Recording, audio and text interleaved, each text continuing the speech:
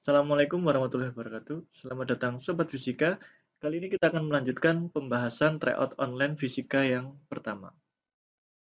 Tryout ini sudah diikuti 133 siswa dengan nilai rata-rata 26,64 dari total 43 poin. Sedangkan nilai tertinggi masih berada pada poin 41. Dan ini adalah sebaran poin yang telah diperoleh oleh siswa. Rupanya cukup banyak yang memperoleh nilai di atas 30. Oke, bagus ya. Berarti sudah mulai banyak yang siap menghadapi SBMPTN tahun ini. Oke, kita lanjutkan pembahasannya. Dari 133 siswa yang mengerjakan diperoleh 5 soal yang ternyata sangat minim jumlah jawaban benar. Nomor 1 dan 2 sudah kita bahas di episode sebelumnya, maka kali ini kita akan membahas soal nomor 6.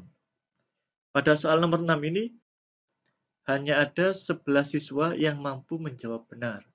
Wah, berarti yang lainnya masih kurang tepat gitu ya. Rupanya soal nomor 6 ini cukup menarik, kita akan bahas soal nomor 6. Ini adalah soal nomor 6 yang saya ambil dari SBMPTN 2016. Pada tryout ini, soal nomor 6 saya kategorikan dalam soal mudah, sehingga jumlah poin untuk jawaban benar di nomor 6 adalah 1 poin. Nah, jadi menarik ya. Ternyata soal yang saya rancang sebagai soal mudah justru menjadi soal yang sulit, karena hanya sedikit siswa yang mampu menjawab dengan benar. Hal yang menarik, mungkin karena siswa sudah fokus dengan soal-soal yang sulit gitu ya, jadi soal yang mudah itu malah menjadi sulit.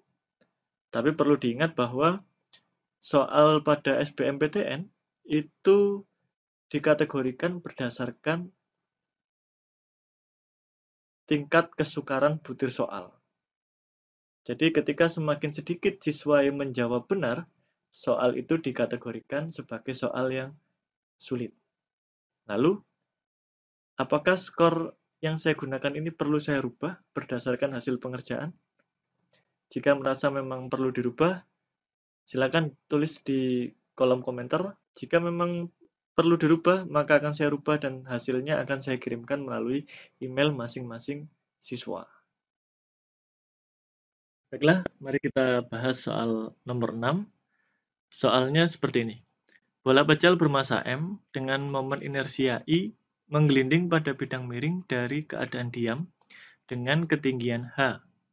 Cara yang dapat dilakukan untuk memperbesar kelajuan linear bola pecal tersebut menjadi 2 kalinya adalah, maka permasalahannya adalah bagaimana merubah V aksen menjadi 2 kali V. Ini yang menjadi permasalahan kita. Untuk menyelesaikan permasalahan ini, maka kita akan mengaitkan konsep dasar yang ada dalam fisika yang digunakan di dalam permasalahan ini. Maka kita perlu memperhatikan beberapa kata kunci yang ada di dalam permasalahan soal nomor 6. Apa saja kata kuncinya? Coba Sobat Fisika temukan. Saya beri waktu sebentar untuk memikirkan apa saja yang menjadi kata kunci pada soal nomor 6. Oke, sudah ketemu? Kata kunci pada soal nomor 6 terdapat pada kata menggelinding, bidang miring, dan keadaan diam. Maka kita akan menggunakan ketiga informasi tersebut untuk menyelesaikan permasalahan pada soal nomor 6. Kita mulai dari menggelinding. Apa sebenarnya yang terjadi pada benda yang menggelinding? Benda yang menggelinding itu mengalami 2 gerakan, yaitu gerak translasi dan gerak rotasi. Jika suatu benda mengalami gerak translasi, maka benda itu memiliki energi kinetik translasi yang besarnya sudah sangat sering kita ketahui, yaitu setengah mv kuadrat. Selanjutnya, karena benda yang menggelinding itu juga mengalami gerak rotasi, maka benda tersebut memiliki energi kinetik rotasi. Tahukah Sobat Fisika apa persamaan yang digunakan untuk menentukan energi kinetik rotasi? Lupa? Kita akan bahas sejenak tentang energi kinetik rotasi. Gerak rotasi berhubungan dengan gerak melingkar, sedangkan gerak translasi berhubungan dengan gerak lurus. Dan gerak lurus dengan gerak melingkar ini juga memiliki hubungan. Ada beberapa besaran yang analog antara keduanya, seperti misalnya jarak. Pada gerak lurus, jarak disimbolkan dengan S, sedangkan pada gerak melingkar, jarak dinyatakan dalam besaran sudut theta. Hubungan keduanya, S sama dengan theta kali R. Ada lagi kecepatan.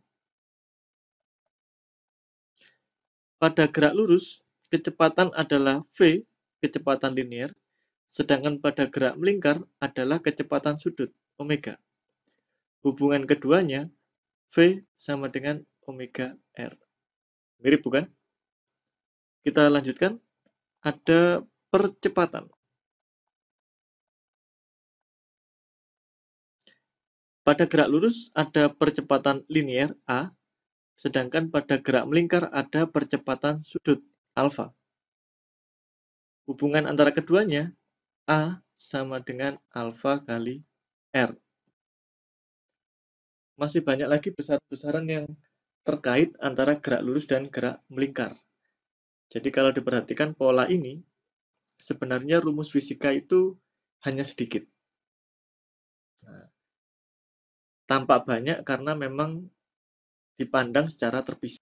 Ketika kita bisa menemukan keterkaitan antar besaran, maka rumus fisika akan menjadi semakin sedikit. Kita lanjutkan. Misalkan adalah besaran gaya.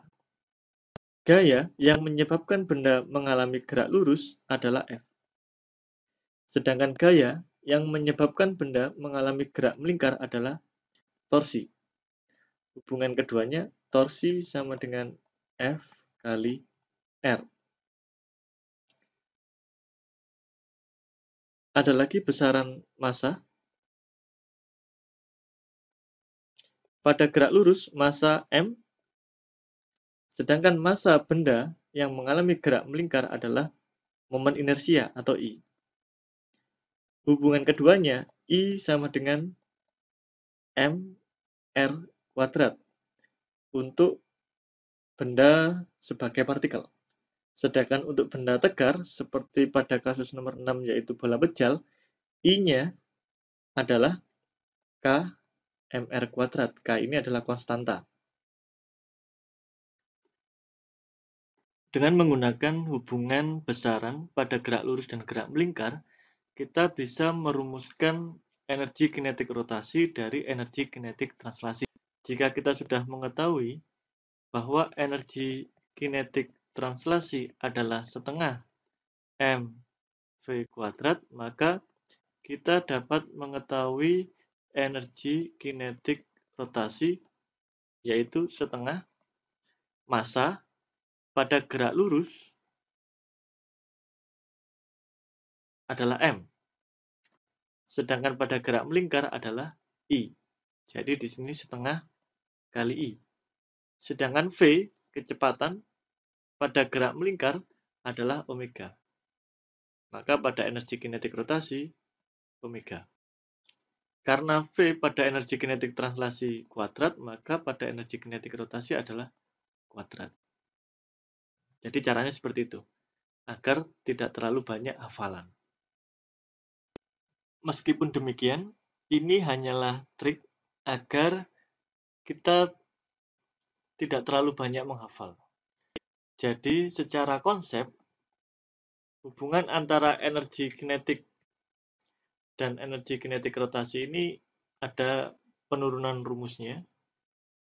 Tapi agar lebih mudah, saya buat hubungan antara gerak lurus dengan gerak melingkar. Sifatnya agar tidak terlalu banyak hafalan gitu ya. Silakan jika memang membantu bisa digunakan, tapi perlu disadari bahwa memang ada dasar hubungan secara konsep antara energi kinetik translasi dan energi kinetik rotasi. Jadi persamaan-persamaan ini tidak asal gitu ya. Sekarang kita sudah memiliki energi kinetik translasi dan energi kinetik rotasi. Sehingga sudah melengkapi pernyataan di awal bahwa ketika benda itu menggelinding, maka benda mengalami gerak translasi juga gerak rotasi. Benda memiliki energi kinetik, yaitu setengah mv kuadrat, dan memiliki energi kinetik rotasi, yaitu setengah I omega kuadrat. Lalu apa hubungannya dengan permasalahan ini? Jika kita bahas permasalahannya, masalah soal nomor 6 ini mempertanyakan besarnya V. Ketika kita tahu bahwa benda itu memiliki V, tentunya benda ini memiliki yang namanya energi kinetik. Karena energi kinetik adalah energi yang dimiliki oleh suatu benda akibat kecepatannya. Namun kita juga perlu menyadari awalnya benda ini dalam keadaan diam, V0-nya 0, sehingga energi kinetiknya sama dengan 0. Jadi, pada kasus ini, energi kinetik yang semula 0 menjadi ada. Dan ini sangat bertentangan dengan hukum kekekalan energi. Energi tidak dapat diciptakan dan dimusnahkan, tapi energi dapat dirubah. Jadi pasti ada energi lain yang dirubah menjadi energi kinetik ini. Energi apakah itu? Jika benda di puncak dengan ketinggian H, maka benda ini di posisi puncak memiliki yang namanya energi potensial, yaitu energi yang dimiliki oleh benda akibat ketinggiannya atau posisinya. Yang dirumuskan yaitu mgh.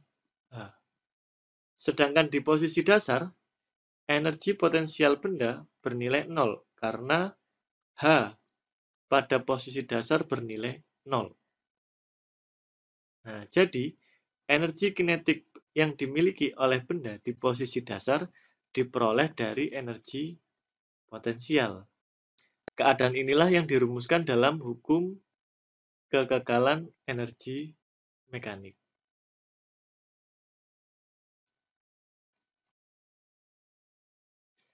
Jika kita misalkan di posisi puncak adalah titik A dan di posisi dasar adalah posisi B, maka besarnya energi mekanik benda di puncak sama dengan besarnya energi mekanik benda di posisi dasar. Energi mekanik itu sendiri merupakan penjumlahan dari energi potensial ditambah dengan energi kinetik.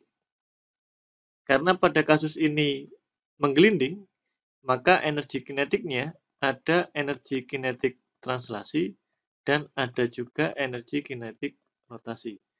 Sehingga persamaannya menjadi seperti ini.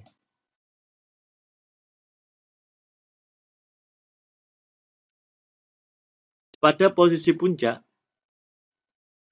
benda berada dalam keadaan diam, sehingga energi kinetiknya bernilai 0.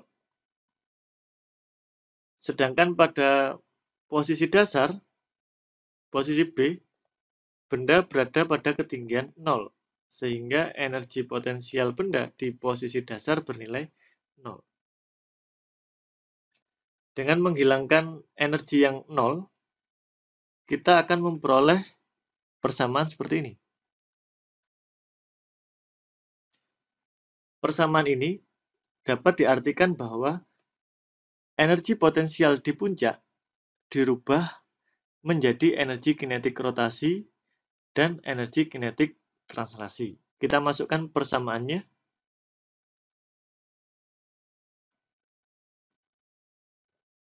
Ruas kiri ada MGHA, sedangkan ruas kanan ada setengah I omega kuadrat ditambah setengah MV kuadrat.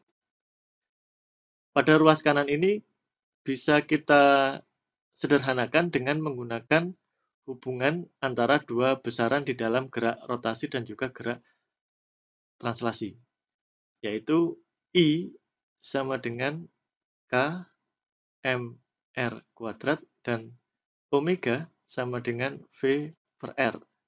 Jadi omega kuadrat sama dengan V kuadrat per R kuadrat. Jika kita masukkan pada persamaan di ruas kanan, akan menghasilkan persamaan seperti ini.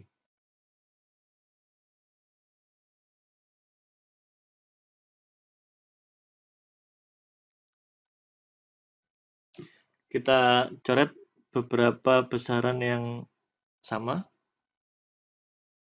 Selanjutnya kita akan menyederhanakan besaran di ruas kanan menjadi setengah M V kuadrat dikalikan dengan K plus 1. Karena kedua ruas punya M, maka ini bisa dicoret M-nya sehingga diperoleh persamaan GH sama dengan setengah V kuadrat dikalikan dengan K plus 1. Karena kita akan mencari V, maka kita pindah ruas kanan dan kiri, sehingga setengah V kuadrat sama dengan 1 per K plus 1 G kali H, V kuadrat sama dengan 2GH per K plus 1 dan V sama dengan akar 2GH per K plus 1. Ini adalah persamaan yang kita peroleh. Jika diperhatikan, sebenarnya persamaan ini tidak jauh berbeda dengan persamaan V pada gerak jatuh bebas, yaitu V sama dengan akar 2GH. Ini juga membuktikan bahwa sebenarnya rumus di dalam fisika itu saling berhubungan ya. Ini karena pada gerak jatuh bebas itu V sama dengan akar 2GH per 1. Mirip dengan V pada gerak menggelinding. Jika dilihat, kedua persamaan ini hampir sama. Pada gerak jatuh bebas, hanya terjadi gerak lurus. Sedangkan pada gerak menggelinding, ini terjadi gerak melingkar dan ada juga gerak lurus. Karena ada gerak melingkar inilah, maka timbul nilai K. Jadi seperti itu. Mirip dengan kecepatan pada gerak jatuh bebas. Jadi kalau misal lupa gitu, bisa diingat gerak jatuh bebas, oh tinggal ditambah bagian bawahnya K plus 1. Kita kembali ke permasalahan soal nomor 6. Pada soal nomor 6 ini menginginkan agar kelajuan linear bola pejal menjadi 2 kalinya. Jadi V aksennya menjadi 2 kali V. Pada opsi E, dilakukan dengan cara memperbesar H aksen menjadi 2 kali H. Sehingga dengan menggunakan persamaan ini yang tadi kita sudah peroleh, kita bisa mengetahui bahwa V itu sebanding dengan akar H. Kita bisa gunakan untuk menguji solusi pada opsi E. V aksen dibagi V sama dengan akar H aksen per H. Karena tadi hubungannya sebanding. Kita masukkan untuk H aksennya, apakah bisa sesuai dengan yang diharapkan. V aksen per V sama dengan akar 2H per H. Karena sama-sama H, jadi bisa kita sederhanakan. Sehingga V aksennya sama dengan akar 2 kali V. Masih belum cocok dengan yang diinginkan, karena yang dicari adalah cara untuk memperbesar V menjadi 2V. Namun opsi E menyebabkan V aksennya menjadi akar 2V. Sehingga untuk E ini adalah opsi yang salah. Jadi jawabannya bukan E, Sobat Fisika. Rupanya Sobat Fisika ini banyak yang memilih opsi E. Sekarang kita akan coba lihat distribusi jawaban dari Sobat Fisika. Untuk opsi E, ternyata cukup banyak yang memilih. 74 siswa memilih opsi E, atau 55,6% gitu ya. Sangat banyak. Kenapa memilih E? Sobat Fisika ini rupanya salah mengartikan persamaan sebelumnya. Jika tadi diperoleh persamaan V sama dengan akar 2GH per K plus 1, ketika Sobat Fisika menghubungkan V dengan H, Sobat Fisika hanya melihat ini. Sehingga begitu saja mengartikan bahwa V sebanding dengan H. Tapi ini salah. Sobat Fisika harus memperhatikan bahwa H ini berada di dalam akar. Sehingga yang benar hubungan antara V dan H adalah V sebanding dengan akar H. Ini adalah hubungan yang benar. Oke, tidak apa-apa. Kalau Sobat Fisika masih salah, tidak apa-apa. Yang penting untuk selanjutnya harus lebih baik. Ingat, hubungannya adalah yang V sebanding dengan akar H. Baiklah, kita lanjutkan pada opsi berikutnya. Jika diperhatikan, opsi A ini berkaitan dengan besaran M, massa. Sedangkan BCD berkaitan dengan I. Namun, jika Sobat Fisika menghubungkannya dengan persamaan yang diperoleh sebelumnya, maka Sobat Fisika akan merasa bahwa besaran massa dan I tidak ada hubungannya dengan kecepatan. Nah, mungkin karena itu juga Sobat Fisika cenderung banyak yang memilih opsi E. Lalu jika opsi E salah, bagaimana cara mencari solusi yang benar? Nah, disinilah Sobat Fisika perlu mengingat kembali hubungan antara I dan M.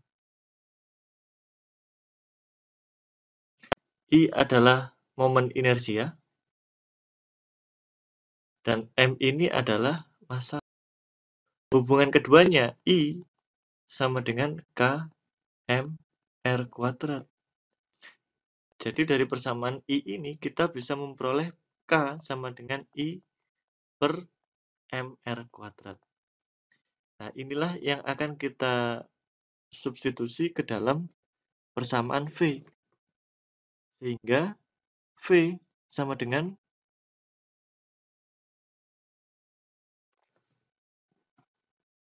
akan diperoleh persamaan V seperti ini. Atau kalau ingin kita sederhanakan lagi, V sama dengan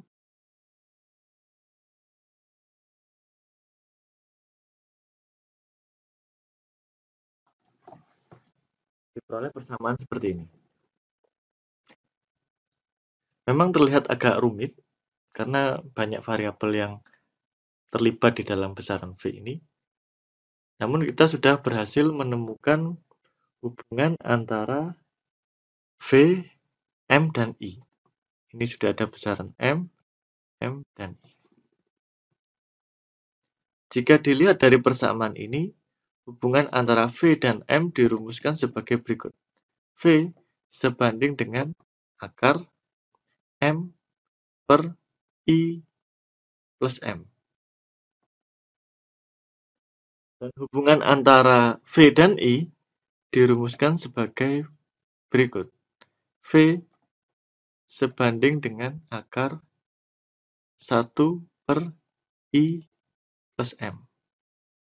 R kuadrat. Jika diperhatikan dan dicoba, maka opsi A, B, C, D ini tidak ada jawaban yang tepat benar.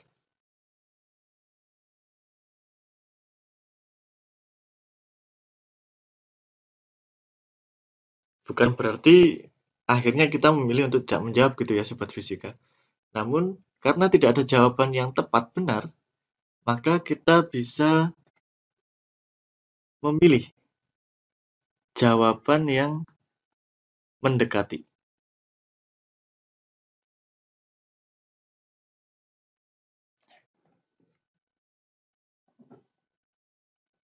Kita akan mencoba mencari jawaban yang mendekati benar dengan menggunakan dua persamaan ini.